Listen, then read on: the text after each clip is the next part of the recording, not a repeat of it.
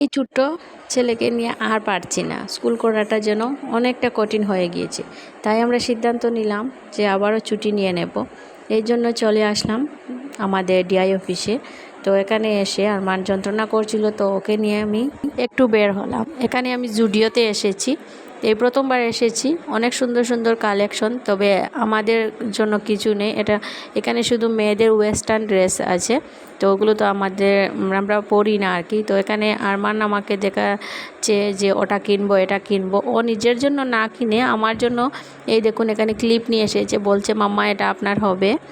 তো মেয়ে না হলে কি হলো, ছেলে আমার একদম হীরের টুকরা।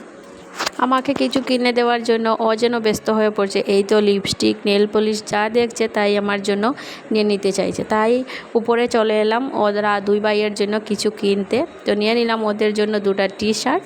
তো এই ছিল আজকের ছোট্ট মিনি ব্লগ। অনেক ব্যস্ত আছি।